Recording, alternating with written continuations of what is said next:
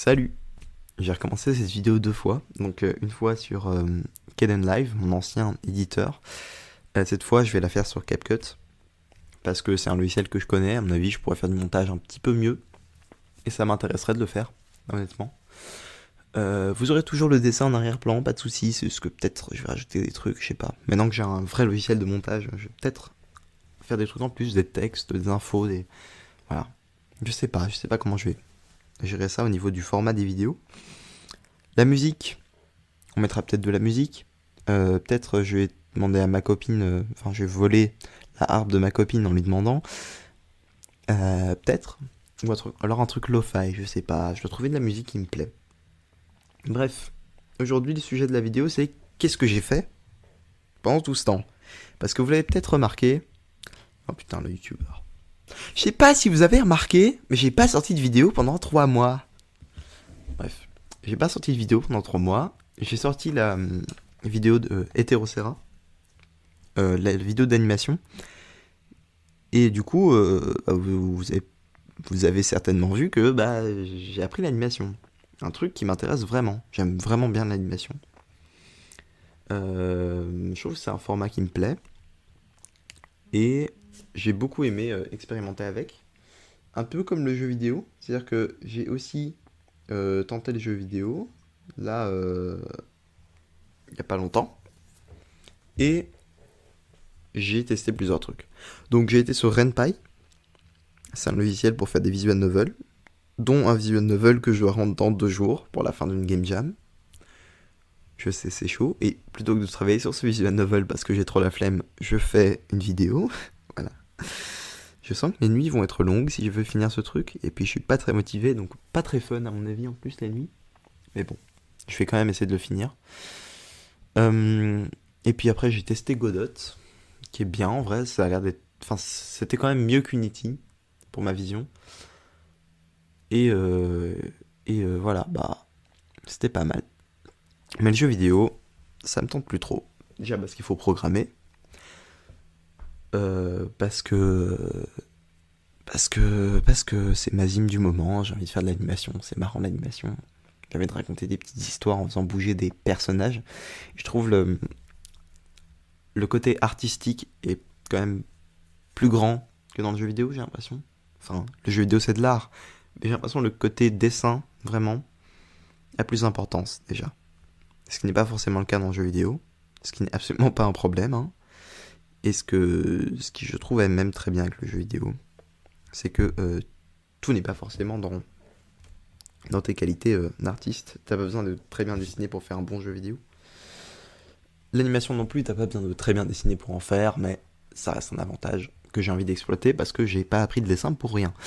Vous avez peut-être vu que du coup, ce que vous êtes en train de voir là en arrière-plan, c'est du dessin fait sur une autre application que Clip Studio Paint, ce que j'utilisais de base.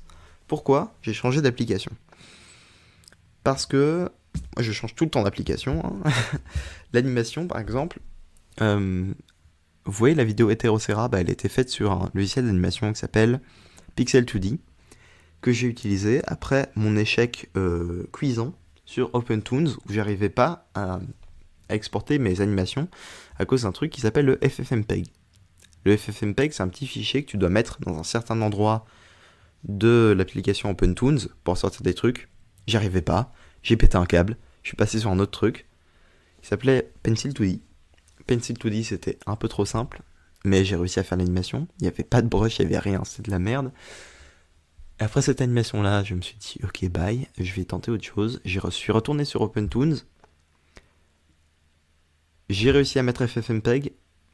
J'étais content. Et puis je me suis dit que finalement, j'aimais pas trop. Parce que tu pouvais mettre qu'une couleur par calque sans devoir faire une manœuvre. Enfin bref, c'est de la merde. Je vais pas m'étaler sur le côté technique. J'ai encore rechangé. Et là, j'ai découvert Krita. Krita, qui est une très bonne application. Qui fait à la fois dessin et animation. De manière très très bien. Elle fait les deux parfaitement bien. Et du coup, ça me plaît beaucoup. Et j'ai envie de m'entraîner sur Krita à me familiariser avec le logiciel. C'est pour ça que je suis plus sur Clip Studio Paint, mais sur Krita pour cette vidéo aussi, pour m'entraîner. Peut-être je ferai des vidéos où j'anime des trucs aussi dans le futur. si ça vous intéresse. Voilà. Et du coup, pourquoi pas Clip Studio Paint? Après tout, parce qu'il y a une option animation sur Clip Studio Paint. Le problème, c'est que ce modèle économique de merde ne te laisse faire que 30 FPS, enfin 30 frames, pardon. Sans quoi, si tu dépasses les 30 frames, tu dois payer 300 balles pour avoir l'appli complète. Sachant que j'ai déjà payé 50 balles pour avoir le logiciel, je vais pas payer 300 balles en plus juste pour pouvoir mettre des images les unes après les autres. Donc je suis passé sur Krita. Mais bon, je m'en veux pas non plus d'avoir acheté Clip Studio Paint parce que ça reste une bonne appli. Et je trouve ça quand même bien d'avoir des outils que Krita n'a pas. Genre modèle 3D et tout. Enfin, on va pas rentrer dans du technique de dessinateur, mais il y a des trucs bien quand même sur Clip Studio Paint que je vais pas bâcher. Malgré que ça m'ait coûté 50 balles et que Krita était gratuit. Mais du coup, Krita c'est tellement bien que j'ai un peu ce truc où je me dis, mais c'est une douille, c'est pas possible, il y a un truc quelque part, il y a un piège. Genre, quelqu'un essaie de me baiser dans l'histoire. Et je crois que c'est un problème qu'on va tous avoir sur internet là, au niveau de quand tu choisis tes softwares, c'est que tout le monde essaie de te baiser. C'est une dinguerie. Clip Studio Paint, c'est les 30 images. OpenToons, tu dois faire des trucs, enfin, c'est de la merde.